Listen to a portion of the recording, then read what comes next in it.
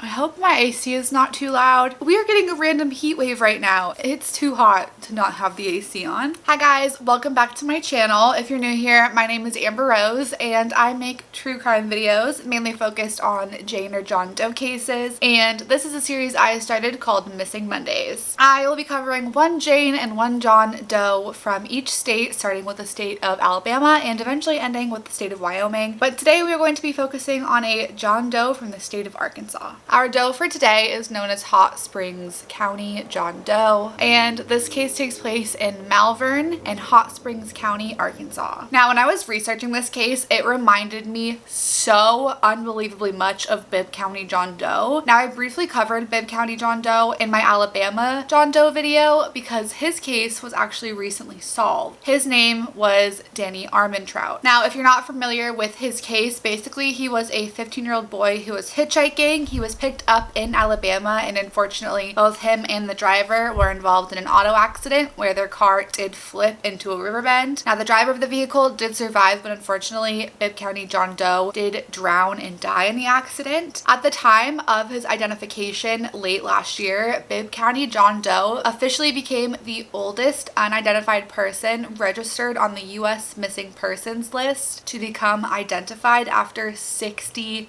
years. And I do hope that our John Doe today will have a similar fate, and hopefully we will know his real identity soon. And with that, let's get into it.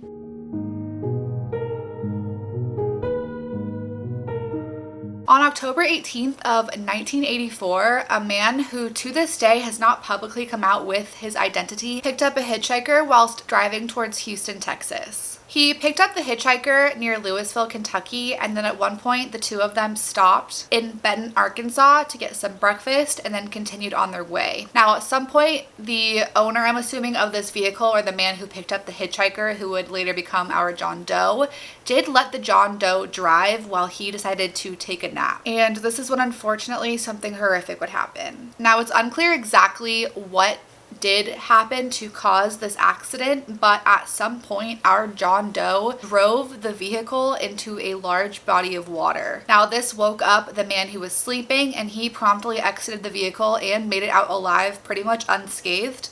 But unfortunately, our John Doe did not. Some people theorize that our John Doe may have fallen asleep behind the wheel, and other people think that it may have been a purposeful act and maybe he was trying to commit suicide, or who knows, maybe he had malicious intent and decided to just drive the car straight off the road. But regardless, somehow at some point this vehicle did end up in the water. According to the Doe Network's page on this case, our Doe was submerged in the water for up to 30 minutes before first responders were able to get to him. Now, he was taken immediately to a hospital where he died 2 days later on October 20th of 1984. It has now been 38 years and he still remains unidentified to this day. Our John Doe was a white male, and at the time that he was picked up and then subsequently passed away, he had brown hair, brown eyes, and a brown beard. He had a small circular scar on his left ankle, as well as a chin on his scar that was consistent with what a scar pattern would look like after being shot with a BB gun. He was measured to be 5 foot 8 inches tall and weighed 167 pounds at the time of his death. They estimated his age to be between 25 and 35 years old, but after viewing his post-mortem photos, which you can find online, I obviously won't be putting them up on the screen, but I definitely think that he looks to be on the younger side of that scale, probably in his mid to late 20s. His official cause of death was drowning due to an auto accident. Now, during his autopsy, they were able to get a full dental record, DNA profile, and fingerprints, which, as we know, is a huge accomplishment for Jane and John Doe cases and can be really beneficial whilst identifying a person who has no identity. I also want to point out something that was not in any of the research and not listed on any page or article that I read through, but if you look at his reconstruction photo and look at his post-mortem photos, he very clearly has a really crooked nose. Now, this could have been because of a septum issue. It could have been because he had broken his nose at one point or another in his life, but I'm really surprised that this was not mentioned or made more of a big deal, because a crooked nose is a huge identifier on someone's face. nose. Not everybody has a crooked nose, especially as crooked as his, so if he had had his nose looking like this for a long period of time, chances are that someone who does know him would be able to identify him because of this one facial feature. At the time of his death, he was wearing corduroy trousers that measured 28 inches in the waist and 32 inches in the length, a brown sweater, another sweater that was multicolored and by the brand John Henry, as well as red, black, and white socks underneath brown boots and a men's size 8.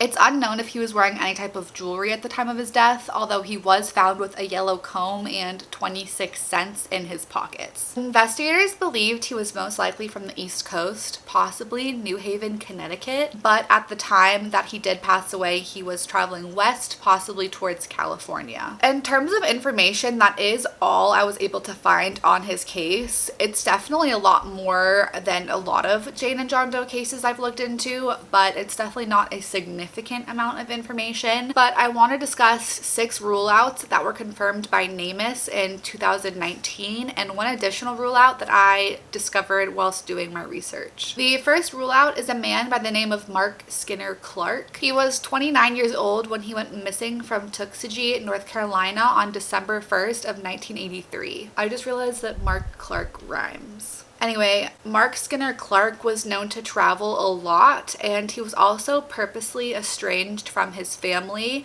I believe that his father was either a congressman or he had some type of affiliation in politics. But regardless, Mark Skinner Clarke did purposefully decide to keep his distance from his family. At the time of his disappearance, he was visiting a friend in North Carolina, and she stated that Mark had purposefully said he did not want his family to know that he was in North Carolina. He had brown hair, brown eyes, and a brown bushy beard just like our John Doe, but according to NamUs, he was officially ruled out to be our John Doe by the use of vitals. He is still missing to this day, and you can learn more about his case by visiting the Charlie Project. The next man was a man by the name of Lloyd Raymond Gilsdorf. He was 31 years old when he went missing on July 19th of 1984 after last being seen in Pensacola, Florida. Although he was last seen in July of 1984, he was not officially reported missing until January 10th of 1985. He had brown hair, a brown mustache, but he had blue eyes, and he was officially ruled out using forensics. And you can learn more about his case by visiting the Doe Network. Next, we have Keith A. Lalima, who went missing from Norwich, Connecticut. He was 20 years old and went missing on May 7th of 1981. He was last seen arguing outside of a nightclub before walking towards his mother's home where he lived with his girlfriend and his young son, but unfortunately he never made it home, and to this day he has never been seen or heard from. Investigators believe that foul play is heavily suspected in his disappearance, but he was also ruled out using forensics. You can learn more about his case by visiting the Charlie Project. The next man who was listed as a rule out was Kenneth Lamana. He was 31 years old when he was reported missing by his mother and was last seen on May 16th of 1980. They lived in Waterbury in New Haven County, Connecticut, and apparently his mother was leaving for work when she last saw him, and when she got home he was nowhere to be found. The following year, in 1981, a skull was discovered in the same area that Kenneth went missing from, but it remained unidentified for 32 years. In 2012, DNA evidence was able to positively identify the skull being that of Kenneth Lamana, and police say that he died by suicide. Before the skull was identified to be that of Kenneth Lamana, he was ruled out to be our John Doe by the use of fingerprint DNA. Next, we have Thomas Frank Scott, who was 27 years old when he disappeared from Fort Worth, Texas on August 23rd of 1984. He had brown hair and brown eyes, and although the circumstances regarding his disappearance are not really well known, foul play is suspected in his disappearance, and he is currently listed as an endangered missing person. He was officially ruled out to be our John Doe by the use of forensics, but you can learn more about his case on the Charlie Project as well. The 6th rule out that was officially announced by NamUs is a a man by the name of Randolph James Setlack.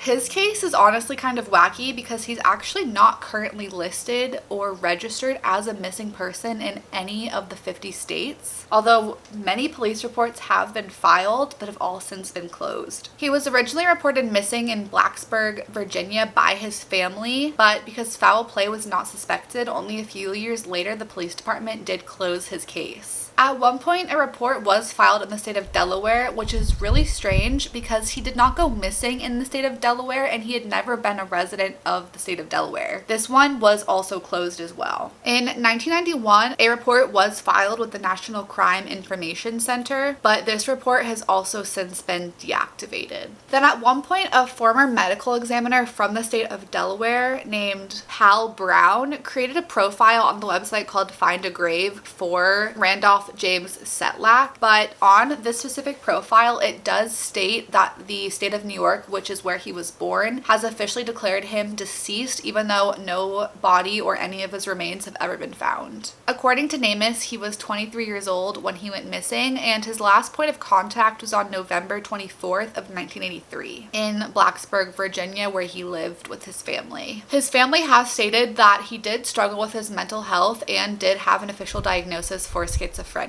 Now, at the time of his disappearance, there was a possible sighting of him getting onto a northbound bus headed for New York, and if he had gotten on this bus, he may have passed through the states of Maryland, Delaware, and New Jersey. Randolph James Setlack did have brown hair, although he had blue eyes, which our John Doe did not. And he was also officially ruled out by the use of forensics. Those are the 6 official rule-outs that have been named by NamUs, although I was able to find a 7th one, but there is no information regarding if this man has officially been ruled out or if he's just thought to be ruled out. This is a man by the name of Gary Mullinax. On May 9th, 1976, he went missing from Little Rock, Arkansas at the age of 21. His family heavily suspects foul play in his disappearance as he was unfortunately connected and involved in the drug trade around that area, and only a few days after his disappearance, his car was found in Little Rock with all of his possessions, including his keys and his wallet. He had a 3-month-old daughter at the time of his disappearance and was currently in the middle of a separation from his wife, but to this day, neither him nor his remains have ever been found. Regardless of if this is an official rule out or not, you can read more about his case on the Charlie Project. At the time I'm recording this, that is all the information I have regarding Hot Springs County John Doe, but I am really interested to hear what you guys' thoughts are on his case. I'm really hopeful though that just like Bibb County John Doe, he will one day be identified, especially because we do have his DNA,